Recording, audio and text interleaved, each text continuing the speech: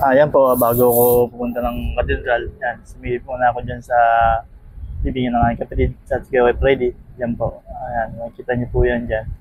Punta ko po sa loob para mag-dasal at panalangin po.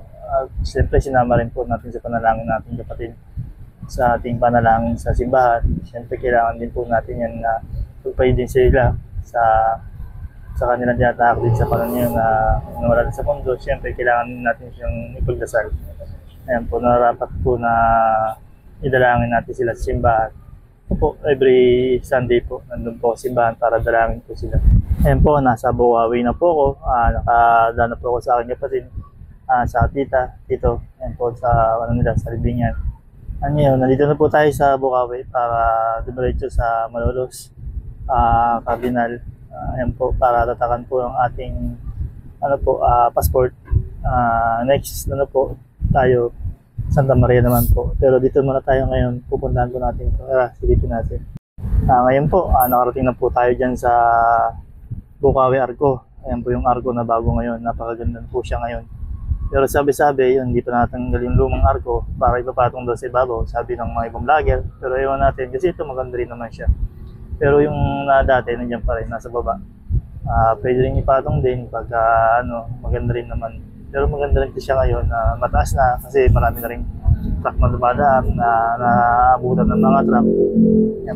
Ayan po, dito po ang aking passport para patatakan sa ating simbahan, Catholic Church. Ayan po, sa Cardinal Church na Malolos po. Ayan po, andyan na po tayo ngayon at ating puntahan ng loob kung gaano siya kaganda. At pari po, yan po ang harapan po ng simbahan.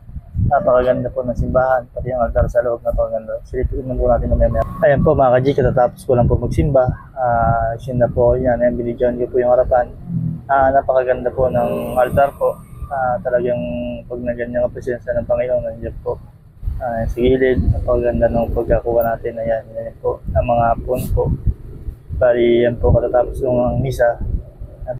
Ito po yung bandang kaliwa po, makikita po kayo dyan, pwedeng dasalan po dyan pagkatapos yung magsimba.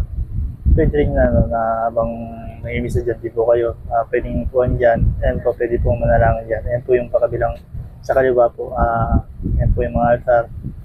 Dyan po, binidyoan natin para bali paglabas niya sa gilid, makikita niyo po yung puso ni Mary, St. Ruiz, na Jesus Christ, puso ni Jesus Christ, po na nangayawak siyang puso. Ang po isa po, wala po ni-restore po yata po. Kasi yan po marami po nanalangin sa buong Nazareno, yan po. Mama Mary, sa gilid po, Mama Mary din po siya. Ayan. Kaya tayo humingi ng dalangin sa poon. Yan po. Yan po, dyan po sa labas po yan, ang mga kandila. Ayan po. Kung gusto nyo mag-pray po, dyan po. Ayan po kay Mama Mary po, nandiyan sa harap po ng simbahan niya. Tapos din po, ayan po yung po ng Nazareno. Nandiyan din po siya. Tara, samahan nyo ako, paliparin natin ating group.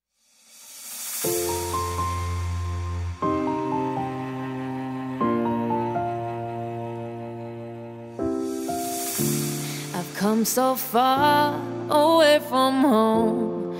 There's no way I'm turning back now.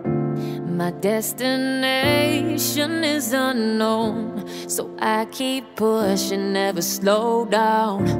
A big blue sky, a pocket of dreams, a head full of hopes, possibilities. I'm taking a chance to reach for the stars, for the stars.